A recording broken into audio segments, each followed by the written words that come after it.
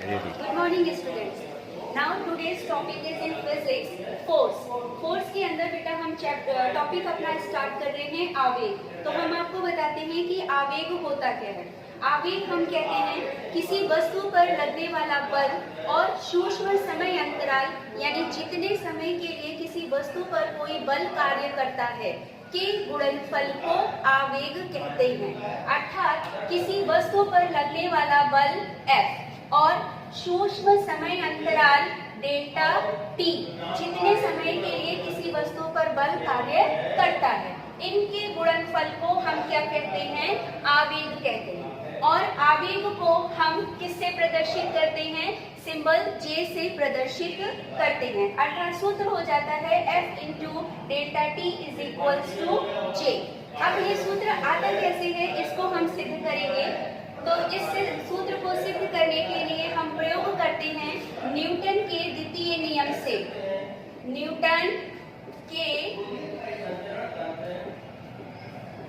द्वितीय नियम से. और हम सभी जानते हैं कि न्यूटन का जो सेकेंड लॉ है उसका सूत्र होता है F is equals to m into A. F is equals to m into A. अर्थात F यहाँ पर क्या है? बल है. m यहाँ पर द्रव्यमान है और m द्रव्यमान की वस्तु पर बल F लगने से जो त्वरण उत्पन्न होता है वो a. अब F is equals to m a में हम सभी जानते हैं कि F is equals to m into a क्या होता है? त्वरण किसे कहते हैं?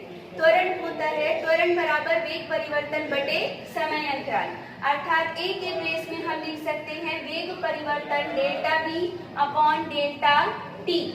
अब इस सूत्र में यदि हम ये माने कि कोई वस्तु जो कि प्रारंभिक वेग u से चलना शुरू करती है, यदि कोई वस्तु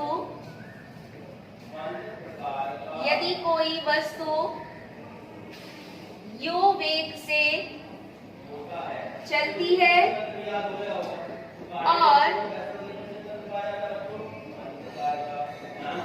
डेल्टा t समय बाद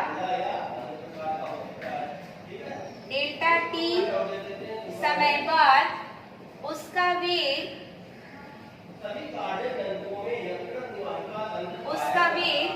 v हो जाता है.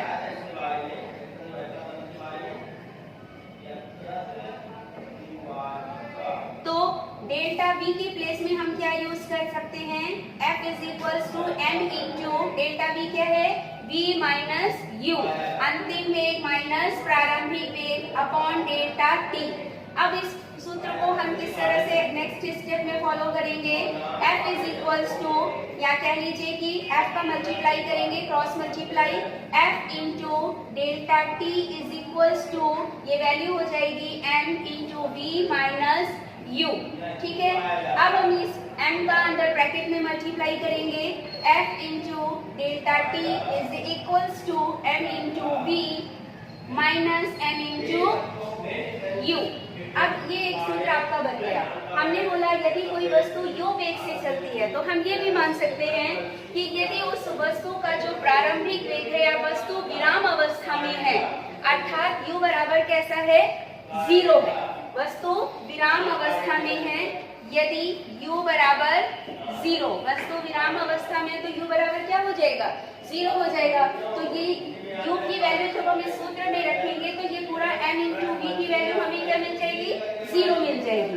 अर्थात सूत्र हमारा हो जाता है F into delta t is equals to m into v. ठीक है. और m इंटू v जो कि हमें सबको पता है कि क्या होता है? संवेग होता है. इसके प्लेस में हम लिख सकते हैं p.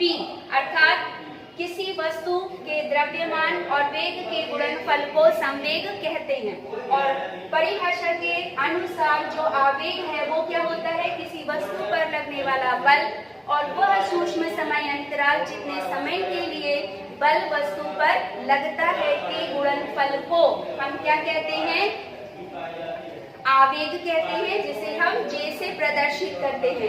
अर्थात यहाँ पर हम J बराबर P लिख सकते हैं और J बराबर m इंटू v भी लिख सकते हैं. तो ये फॉर्मूला हो जाता है आपका F इंटू डेल्टा T बराबर J. आवेग के टॉपिक के आगे हम आवेग का एक एग्जाम्पल डिस्कस करेंगे। तो आवेग का एक एग्जाम्पल ऐसे है बेटा कि जब हम किसी पक्की फर्श के ऊपर कुछ ऊंचाई से कूदते हैं, ठीक है, तो क्या होता है कि फर्श के द्वारा पैरों को मिलने वाले आवेग के कारण हमारा जो संवेग होता है वो अचानक शून्य हो जाता है, और संवेग के अचानक शून्य हो जाने के कारण हमारे पैरों पर चोट लग सकती है। या फिर हम ये कह लें कि अगर उसी पक्की फर्श के ऊपर हम कुछ मिट्टी डाल देते हैं, भुरभुरी मिट्टी डाल देते हैं या कोई गद्दा बिछा देते हैं, और अब हम कुछ ऊंचाई से उसके ऊपर अगर कूदते हैं, तो क्या होगा कि जब हम कूदेंगे तो हमारे पैर उस मिट्टी पे या उस गद्दे पर नीचे की ओर धंसेंगे, अर्थात पैरों के द्वारा उस पर बल कार्य करेगा।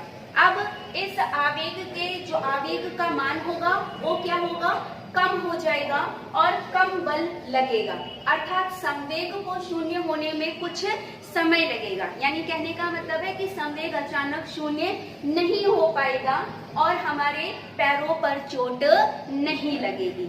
इस तरह से ये एक छोटा सा एग्जाम्पल था जो कि आवेग पर आधारित था। नेक्स्ट टॉपिक है मेरा जो है कि न्यूटन्स का फर्स्ट लॉ हमने पढ़ा, न्यूटन्स का सेकेंड लॉ हमने पढ़ा, और अब हम बताने जा रहे हैं आपको न्यूटन्स का तृतीय नियम यानी न्यूटन्स थर्ड लॉ। तो न्यूटन का जो तृतीय नियम है वो कुछ इस प्रकार से है।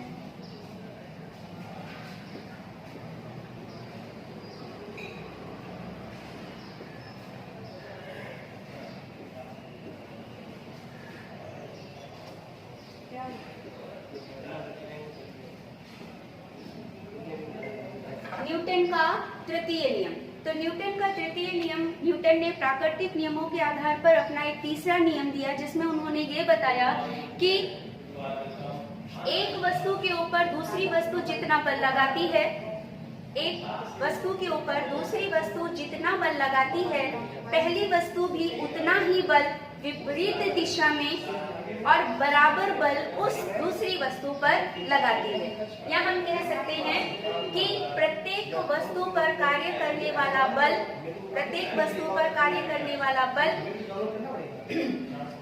जो है वो बराबर और विपरीत दिशा में कार्य करता है, और इस नियम को हम क्रिया प्रतिक्रिया का नियम भी कहते हैं। तो न्यूटन का जो तृतीय नियम है वो क्रिया प्रतिक्रिया के नियम पर आधारित है। अब क्रिया प्रतिक्रिया के नियम का एक छोटा सा एग्जाम्पल आपके सामने रखना चाहती हूँ। जैसे मान लीजिए कि जब कोई व्यक्ति बंदूक से गोली चलाता है या बंदूक चलाता है, तो क्या होता है, बंदूक चलाने पर बंदूक चलाने वाले को पीछे की ओर झटका लगता है। तो इसका क्या कारण है कि जब बंदूक चलाते हैं तो गोली जब बाहर निकलती है तो जो बारूद होती है वो गैस बन जाती है।